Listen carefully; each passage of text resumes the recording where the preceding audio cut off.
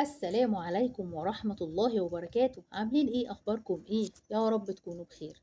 هنشرح النهاردة بعض احكام التجويد، ده للصف الثاني الاعدادي. هنشرح التفخيم والترقيق، ركزوا معايا قوي. هنتكلم عن الترقيق. التفخيم اول حاجة، نتكلم عن التفخيم. ثانية واحدة. طيب ركزوا معايا بقى. هنتكلم عن التفخيم. ايه يا ميس التفخيم؟ التفخيم هو تفخيم الحرف حين النطق به، يعني وانا بنطق الحرف كده افخمه. كنطق حرف الطاء، عارفين بفخم ازاي؟ يعني بقول طا، قولوا كده أط. بص الطاء ازاي عامله طا طا، اهو ده كده مفخم، حرف مفخم. زي كلمة طه طا طه. طب تخيلوا كده انتوا بتقولوا التاء، حرف التاء ت ت، لا دي مرققة يا ميس، لا مرققة. طب اقول طا طا اهي مفخمة. طب والضاد، بقول اهو ضاد ضاد، زي كلمة والضحى. بصوا والضو ضو والضحى. طب خلينا نقولها دال كده د د، لا ده مرقق يا ميس. بص يا ميس، ضا ضا ده مفخم. طيب ايه هي حروف التفخيم عشان اعرفها، عشان ما اتلخبطش؟ حروف التفخيم اللي هي الخاء والصاد والضاد والغين والطاء والقاف والظاء. بصوا علشان انتوا كده ايه، مش هتعرفوا ايه، مش هتعرفوا تحفظوها، يبقى نحفظها في جملة افضل. نقول ايه؟ خص ضغط قز. تاني، خص ضغط قز. خص ضغط قز. نقولها كده، نحاول ان احنا نقولها كم مرة عشان نحفظها. دي حروف ايه؟ حروف التفخيم. طيب حرفان يفخمان بشرط. في حرفين بقى كل الحروف تفخم، ولكن في حرفين بيفخمان بشروط. في شروط عشان افخمهم، وهما مين هما؟ اللام والراء. زي لام لفظ الجلالة، لا ترقق إلا إذا سبقها كسر، بتكون مفخمة. لكن لو اللام قبلها كسر، لو اللام في قبلها كسر هيحصل ايه يا ميس؟ هنعمل ايه؟ لام قبلها كسر هرققها. ما تترققش، ما ترققش، ما اقولهاش بترقيق الا لما يكون قبلها كسر. لكن لو ضم او فتح لا ارققها، افخمها طبعا. لو ضم او فتح بفخمها. طب يا ميس لو كسر ارققها. طيب يبقى انا كده عرفت في اللام، اللام لما يكون قبلها كسر بعمل ايه؟ برققها. طب لو ضم او فتح بفخمها. طب الراء، الراء هيجي تفصيل لحكمها بعد تعريف الترقيق، هنقولها دلوقتي بس بعد ما نعرف الترقيق الاول. تمام؟ طيب ايه الترقيق؟ الترقيق ده يعني تنحيف الحرف حين ننطق به. يعني ايه؟ لما ننطق الحرف، حرف الحرف المرقق، بعمل ايه؟ بيبقى رقيق كده. زي مثلا التاء، تاء. بصوا طا، بصوا مفخم ازاي؟ ده ايه؟ الحرف المرقق. كنطق الحروف في قوله تعالى. بصوا احنا بننطق الحروف في قوله تعالى الحمد لله، كلها مرققة. الحمد لله، ده كده مرققة. طيب ايه يا ميس حروف الترقيق علشان ما تلخبطش؟ مش احنا قلنا حروف التفخيم خصة ضغط قز؟ اه يا ميس. عارفين بقية الحروف بقى؟ بقية الحروف مالها؟ مرققة. يبقى الحروف اللي باقية من حروف التفخيم دي حروف مرققة يا ميس، الحروف التانية تبقى مرققة. تمام. طيب نمسح ده، نشوف الصفحة اللي بعدها. تمام كده عرفنا. يبقى عرفنا حروف التفخيم خصة ضغط قز، وعرفنا يا ميس ان اللام لما يجي قبلها حرف مكسور مرققة، لكن لو جا ضم او جا فتح يحصل لها ايه؟ تفخم.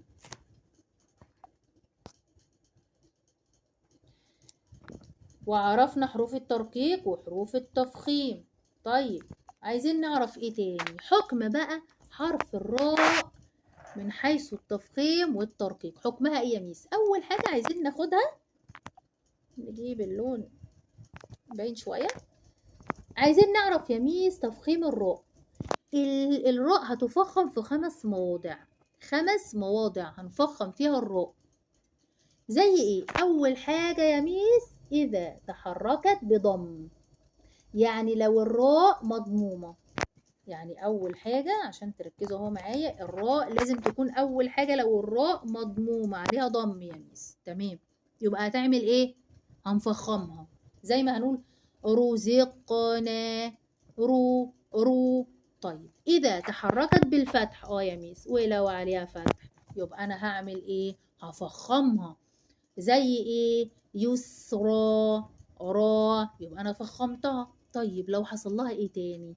اذا وقعت ساكنة بعد الضم، يعني لو جه الحرف مضموم وهي كانت ساكنة، مضمومة اهي، وهي كانت الراء ساكنة عليها سكون،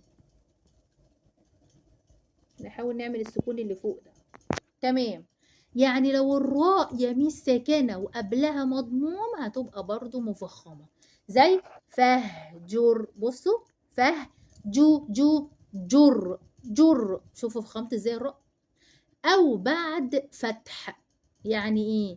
يعني لو قبلها حرف مضموم او قبلها حرف مفتوح والراء بتكون ساكنة، هعمل ايه يا ميس في الحالة دي؟ هفخم الراء، هفخم الراء. تمام. طيب ايه تاني؟ زي كلمة قرية، او بعد همزة وصل مثل ارتابوا، ارجعي.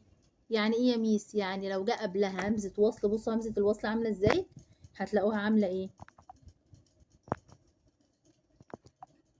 هنلاقيها عاملة هي همزة الوصل اهي، معلهاش اي حاجة. همزة الوصل معلهاش اي همزة خالص، بصوا معلهاش اي همزة اهي. لو قبلها همزة وصل دي هتفخم.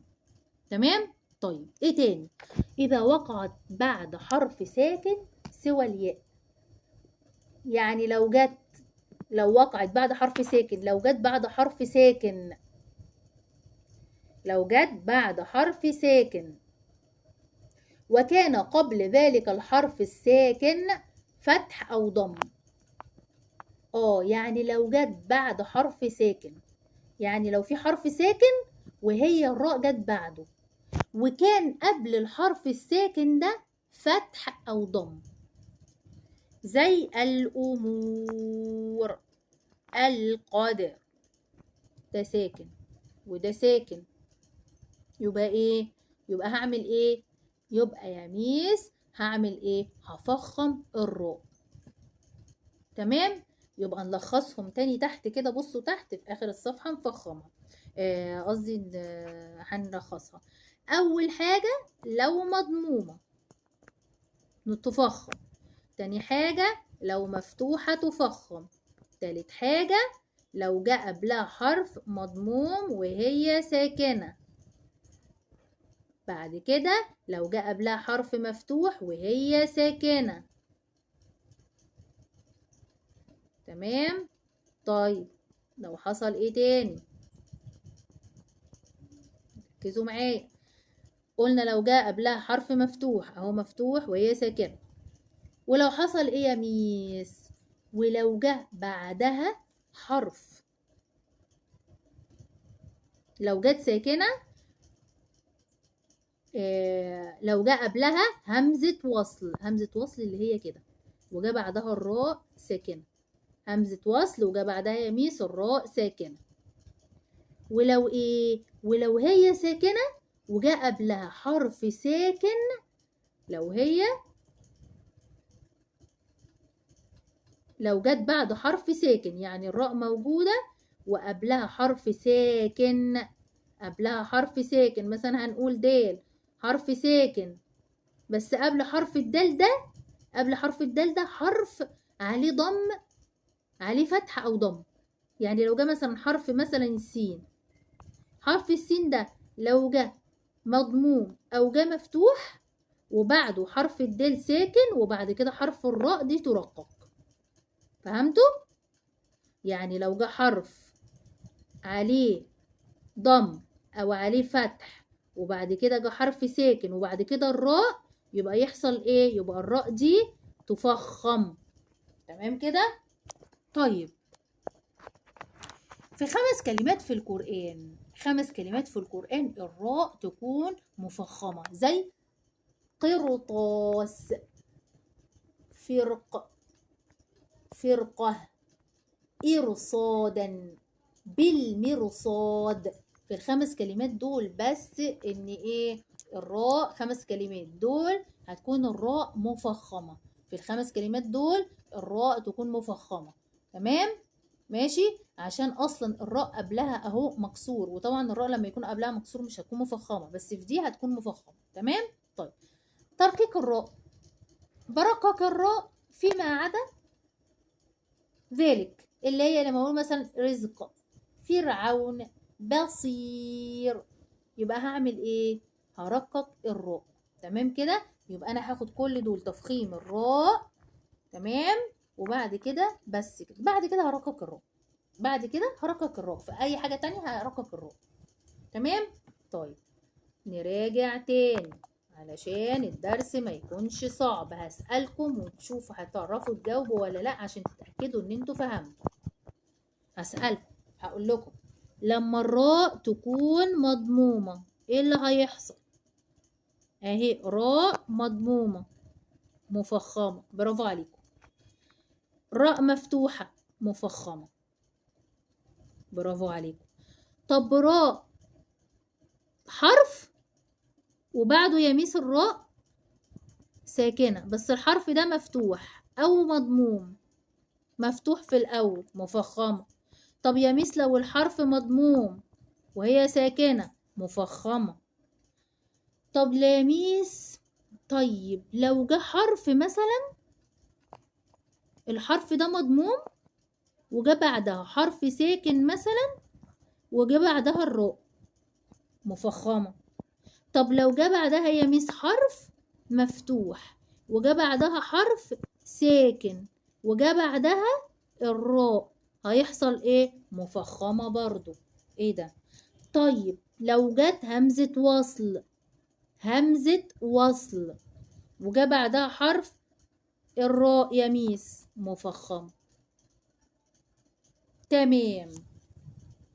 طيب يا ميس وفي 5 كلمات هنعرفهم دول بيكون الراء فيهم ايه؟ مفخمة. غير كده يا ميس الراء مرققة، غير كده الراء مالها؟ مرققة. تمام؟ طيب كده احنا خلصنا الدرس، ولو في اي مشكلة ومش فاهمين قولولي، هنحل الاسئلة اللي بعدها، بس انتوا هتحلوها بعد كده ايه؟ هحلها لوحدها. تمام؟